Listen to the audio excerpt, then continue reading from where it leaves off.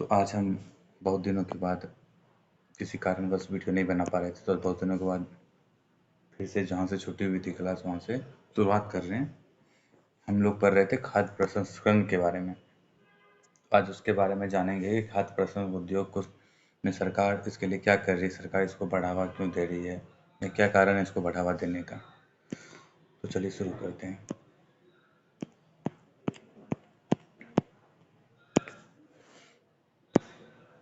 खाद्य प्रसंस्करण उद्योग को बढ़ावा देने के लिए सरकार के द्वारा उठाए गए कदम पहला कदम था PMFME योजना, प्रधानमंत्री formalisation of micro food processing enterprise. इसे वर्ष 2020 में शुरू किया गया। इसे वर्ष 2024-25 तक के लिए प्रारंभ किया गया, मतलब 24-25 तक के लिए प्रारंभ किया गया। यह केंद्र सरकार की केंद्रीय प्रायोज्य योजना है, जिसमें केंद्र और राज्य का योगदान 60-40, मतलब 60% जो है केंद्र देगी और 40% जो है राज्य देगी। इसमें जो वित्त का योगदान होगा उसका योगदान का डिवाइड है। इस कार्यक्रम में सरकार 5 वर्ष में लगभग 10,000 करोड़ रुपये खर्च करेगी। सरकार जो है इसमें 10,000 करोड़ रुपये सरकार खर्च करेगी, जिसमें कि 60% ये केंद्र का होगा और 40% राज्य का होगा। इसका जो उद्देश्य है इस योजना का, इसका उद्देश्य अनौपचारिक क्षेत्र में स्थित छोटे खाद्य प्रसंस्करण उद्योग को अनौपचारिक क्षेत्र में बदलना, मतलब जितने भी छोटे छोटे अनौपचारिक है उसे औपचारिक क्षेत्र में बदलना, ताकि इन्हें बैंक से आसानी से साख या वित्त उपलब्ध हो सके। इस कार्यक्रम के अंतर्गत सरकार का लक्ष्य है कि लगभग 2 लाख लघु प्रसंस्करण इकाइयों को प्रायोजित लागत को 35% या अधिकतम 10 लाख रुपये का उधार आसानी से बैंकों से प्राप्त हो, जो भी अधिक हो, मतलब कि या तो 35% जो प्रायोज्य लागत होगा उसका 35% मतलब सरकार इस परियोजना के तहत सरकार देगी, या 10 लाख देगी। इसमें से जो अधिक होगा वो सरकार व्यय करेगी। इस कार्यक्रम के अंतर्गत इस कार्यक्रम के तहत सरकार एक जिला एक उत्पाद को बढ़ावा दे रही है। वन डिस्ट्रिक्ट वन प्रोडक्ट को बढ़ावा दे रही है इस कार्यक्रम के। और दूसरा सरकार क्या ध्यान दे रही है, खाद्य प्रसंस्करण में PLI योजना, production link in incentive production link incentive, इसे वर्ष 2019-20 में शुरू किया गया तथा यह योजना जो है 2026-27 तक के लिए है, मतलब 7 वर्ष के लिए। मतलब 19-20 से शुरू किया और 26-27 तक के लिए, मतलब 7 वर्ष के लिए सरकार इस पर जो है 10,900 करोड़ रुपये खर्च करेगी। सरकार यहाँ उद्यमी को अनेक प्रकार के उत्पादन सब्सिडी प्रदान करेगी, उत्पादन पे सब्सिडी देगी। इसके बारे में हम लोग पढ़ चुके थे पहले भी। उत्पादन सब्सिडी और उत्पाद सब्सिडी होता है। उत्पादन सब्सिडी होता है, जो उत्पादन सब्सिडी वो सब्सिडी होता है जो प्रत्यक्ष तौर पे नहीं बल्कि परोक्ष रूप से प्रोडक्ट से रिलेट करता है। जैसे कि मान लिया जाए कि अगर हम यहाँ पे एक बिस्किट उगा रहे हैं, बिस्किट का उत्पादन कर रहे हैं, तो ये बिस्किट जैसे उत्पादन किए तो इसे हर दुकान पे ले जाया जाएगा, या इसमें जो लागत लगेगी, जैसे कि इस वक्त जब ये उद्योग में बिजली की खपत हो रही है, इसमें सरकार सब्सिडी देगी। ये परोक्ष रूप से होगी, जैसे कि डायरेक्ट बिस्किट पे सब्सिडी नहीं देगी। वो इसके में लागत जो लगती है, इसका अलग जो उपक्रम होता है, अलग यूज किया जाता है, जैसे बिजली, ट्रांसपोर्टेशन, ये सब पे सरकार सब्सिडी देने का देगी इस कार्यक्रम के तहत। और सरकार के द्वारा तीसरा किया गया कार्य ऑपरेशन ग्रीन में क्या है, इसे जो है वर्ष 2018-19 में शुरू किया गया। एक मिनट रुकिए, यहाँ कुछ छूट गया था। यहाँ उद्यमी को अनेक प्रकार के सब्सिडी, हाँ ठीक है, उद्यमी को दिया जाएगा सब्सिडी, वस्तु पे नहीं दिया जाएगा, उद्यमी को दिया जाएगा, ताकि उद्यमी जो है अपना मतलब उसका जो प्रोडक्ट बनाया जाता है उसका प्राइस कम हो, मार्केट में कम प्राइस पे आए, इसलिए उद्यमी को सब्सिडी दिया जाता है, ताकि उद्यमी का जो लागत खर्चे कम हो और वो वस्तु जो मार्केट में है उसकी प्राइस भी कम हो। अब ये ऑपरेशन ग्रीन क्या है? इसे वर्ष 2018-19 में शुरू किया गया 500 करोड़ के साथ। इसका उद्देश्य शीघ्र खराब होने वाली फसलें जैसे टमाटर, आलू, प्याज के उत्पादन में वृद्धि करके इसे मूल्य स्थिरीकरण में बढ़ाना।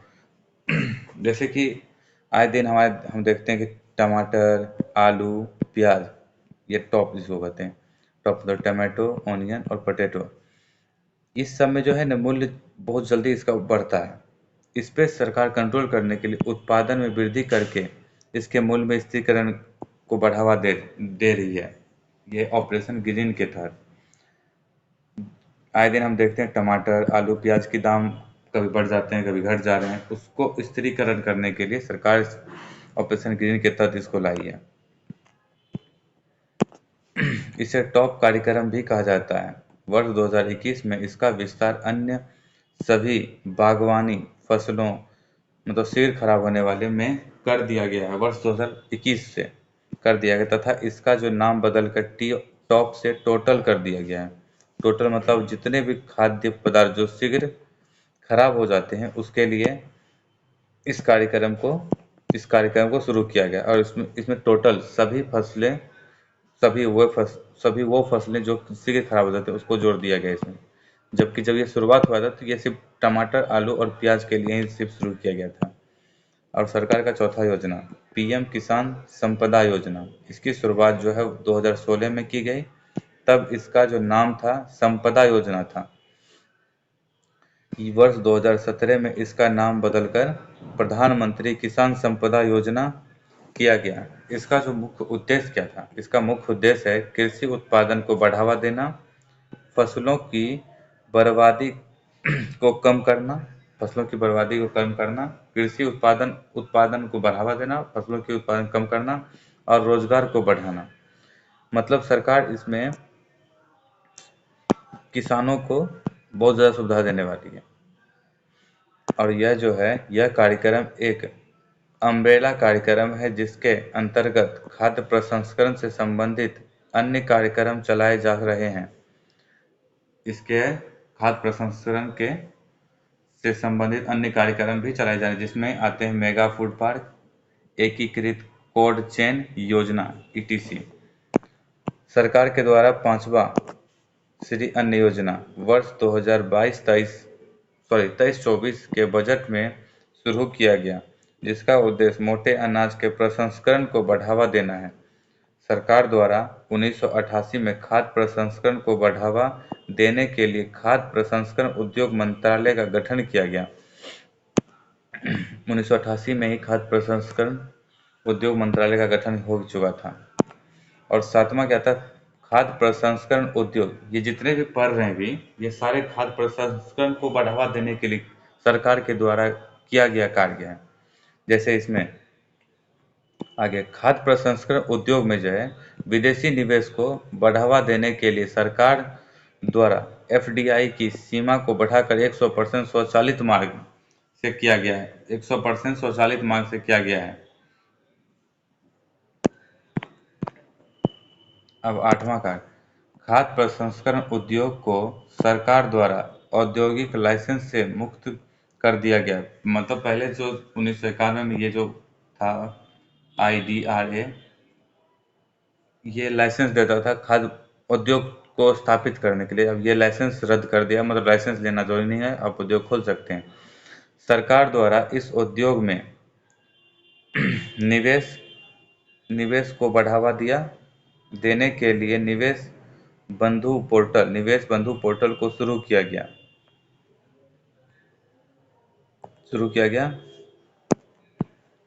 ये सब सारे खाद्य प्रसंस्करण उद्योग को बढ़ावा देने के लिए प्रसंस्कृत उत्पादों को सस्ता बनाने तथा आम आदमी तक उसकी पहुंच सुलभ कराने के लिए सरकार द्वारा इसके जीएसटी दरों में कमी की गई। जीएसटी दरों में कमी की गई। पूर्व में प्रसंस्कृत उद्योग में 18% जीएसटी आरोपित होता है, जिसे अब कम करके 5 से 12% के दायरे में लाया गया है, ताकि खाद्य प्रसंस्करण उद्योग जो हो उसका जो प्रोडक्ट हो सस्ता हो सके। सरकार द्वारा विदेशों में भारत के प्रसंस्कृत उत्पादों को बढ़ावा देने के लिए वर्ल्ड फूड प्रोग्राम शुरू किया गया। सरकार द्वारा विदेशों में भारत के प्रसंस्कृत उत्पादों को बढ़ावा देने के लिए वर्ल्ड फूड प्रोग्राम भी शुरू किया गया। सरकार द्वारा खाद्य प्रसंस्करण उद्योग को बढ़ावा देने के लिए मेगा फूड पार्क की स्थापना पर जोर दिया गया। मेगा फूड पार्क पढ़ेंगे अभी। Mega food park mega food park की अवधारणा जो है वर्ष 2008 में 11वीं पंचवर्षीय योजना के दौरान शुरू हो गया। सरकार द्वारा यह लक्ष्य रखा गया कि देश में 42 मेगा फूड पार्क की स्थापना की जाएगी। वर्तमान में देश में 23 मेगा फूड पार्क संचालित हैं।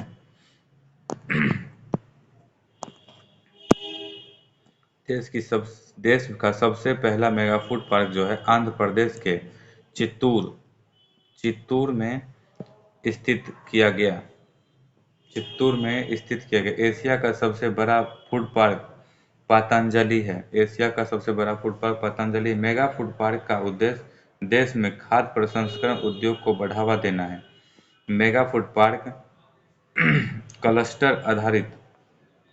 आधारित अवधारणा है,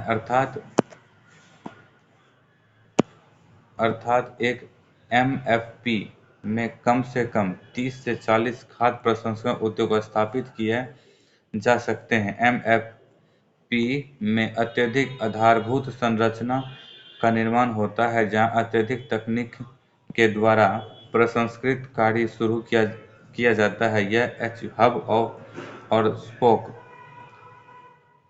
होल्डर पर आधारित होता है। इसका अर्थ है यहाँ यह चारों ओर कुशल भंडारगृहों से घिरा होता है। हब और स्पोक, इसका तात्पर्य हुआ जैसे ये हब हुआ, ये स्पोक हुआ। तो मेन जो खाद्य प्रसंस्करण ये हुआ यहाँ बीच में, और ये सारे भंडारगृह हैं, और इसमें अलग अलग प्रकार के अनाज रखे हैं, ताकि जब भी जरूरत पड़े जो भी अनाज का वो तुरंत यहाँ पे लाया जाए और खाद्य प्रसंस्करण उद्योग में आसानी हो सके। इसी को मेगा फूड पार्क कहते हैं। और जब 11वीं पंचवर्षीय योजना में किया गया था तो 42 होना, वो योजना में बोला गया था कि 42 फूड पार्क स्थापित किए जाएंगे भारत में, जबकि अभी तक में मात्र 23 फूड पार्क स्थापित हुए हैं। तो सरकार को इसके लिए ध्यान देना चाहिए इस पे। मेगा फूड पार्क का निर्माण और संचालन एसपीवी मॉडल से होता है। Special purpose vehicle. Mega food park का निर्माण और संचालन जो है एसपीवी मॉडल से होता है, स्पेशल पर्पस व्हीकल। इसकी स्थापना के लिए कम से कम 50 हेक्टेयर भूमि की अवधारणा होती है। सरकार द्वारा इसकी स्थापना के लिए अधिकतम 50 करोड़ रुपये का सहायता दी जाती है। 50 करोड़ अधिकतम। यह सहायता भूमि की लागत को छोड़कर मैदानी इलाकों को परियोजना का निर्माण तथा पहाड़ी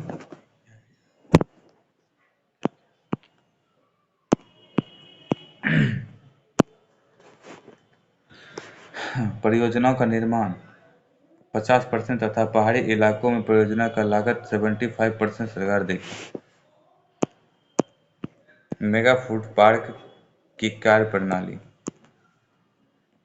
किसान संघ और एसएचजी सेल्फ हेल्प ग्रुप तीनों, जैसे किसान उत्पादन किया, किसान संघ उत्पादन किया, या सहायक सेवा संगठन, कलेक्शन सेंटर, ये सारे कलेक्शन सेंटर है। यहाँ पे किसानों का अनाज ले आया गया, यहाँ पे किसान सब अपना अनाज यहाँ पे जमा करेंगे। एफपीओ मतलब किसान संघ, वो भी यहाँ जमा करेंगे। और यहाँ से जाएगा PPC, prime processing centre. Prime processing centre में इस तरह कार्य होता है। यहाँ से सारा जाएगा CPC में, सेंट्रल प्रोसेसिंग सेंटर में। सेंट्रल प्रोसेसिंग सेंटर में जाएगा MFP, मेगा फूड पार्क, मतलब यहाँ पे है सेंट्रल प्रोसेसिंग सेंटर। द्वितीय प्रसंस्कृत उत्पाद और तृतीय पैकेजिंग, ये सारे यहीं पे होंगे CPC में। और यहाँ से जाएगा घरेलू बाजार और यहाँ से निर्यात हो जाएगा दोनों, मतलब CPC।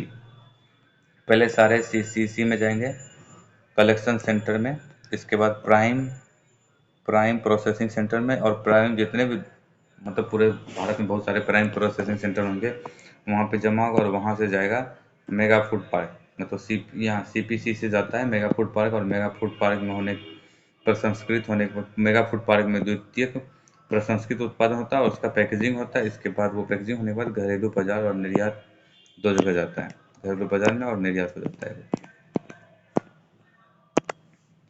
खाद्य प्रसंस्कृत उद्योग में ई-कॉमर्स और सुपर बाजार का महत्व। प्रसंस्करण, थोक विक्रेता। प्रसंस्करण अपस्ट्रीम होता है।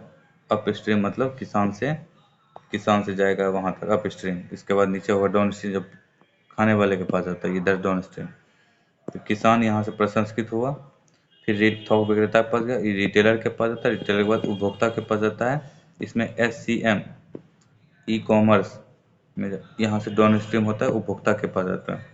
ई वाणिज्यिक का अर्थ है, मतलब ये ई कॉमर्स का अर्थ है ऑनलाइन उत्पादन का क्रय विक्रय करना, जैसे Amazon, Flipkart, big basket ETC जो होता है। मतलब थोक विक्रेता के पास गया और यहाँ से डायरेक्ट उपभोक्ता के पास, कोई रिटेलर के पास नहीं जाएगा, डायरेक्ट उपभोक्ता के पास जाता है। यही जो हो गया ई कॉमर्स। और सुपर बाजार जैसे बिग बास्केट, बहुत सारे मॉल भी हैं जहाँ पे उसी को सुपर बाजार कहते हैं, जैसे कि विशाल शायद एक है, और ये रिलायंस का भी तो है, रिलायंस भी सुपर मार्केट जिसमें कि खाद्य पदार्थ भी मिलता है।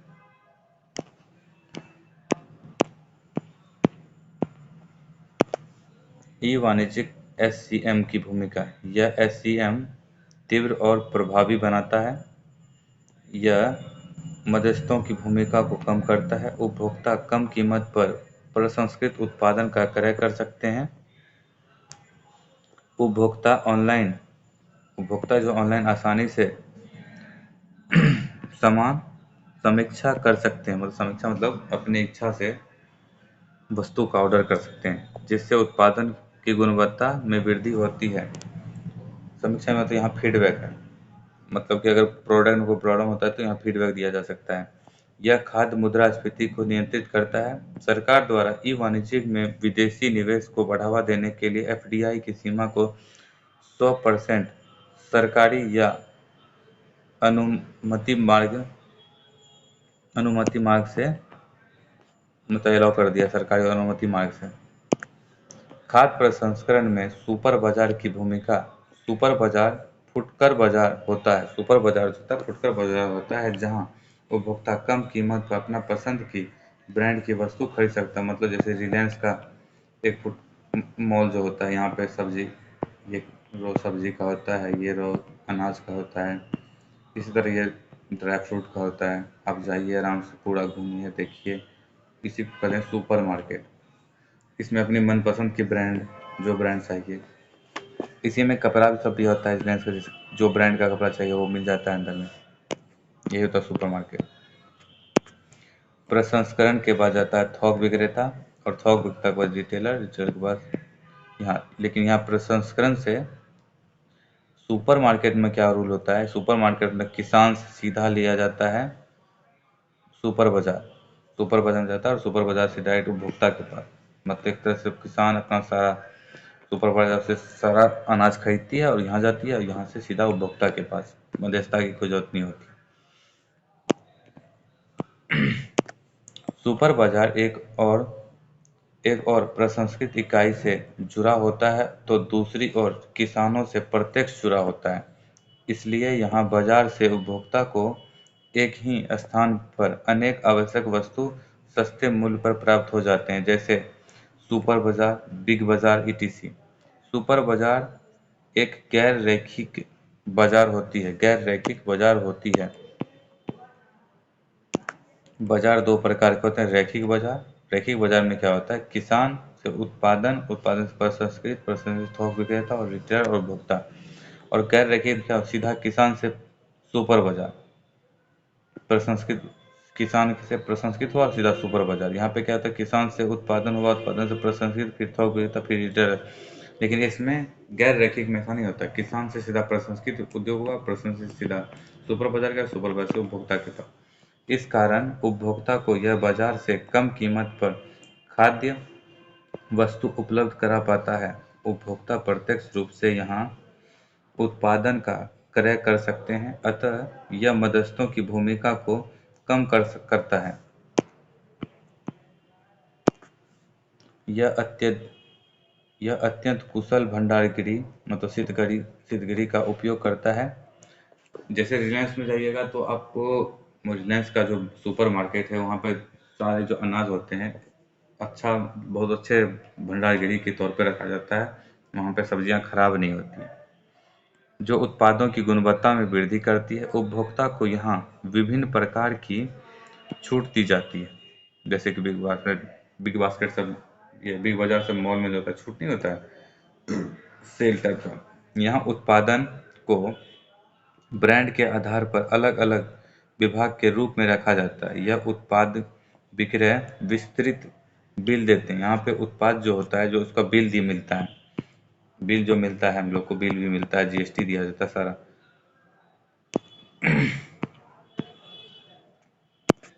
मगर इसकी कुछ चुनौतियां हैं। सामान्यतः यह शहरों में स्थापित नहीं होकर उससे दूर स्थापित होती है, अतः यहाँ परिवहन संबंधी चुनौतियां उत्पन्न होती है। तो आज यहाँ तक ही पढ़ेंगे, कल इसके बाद नियोजन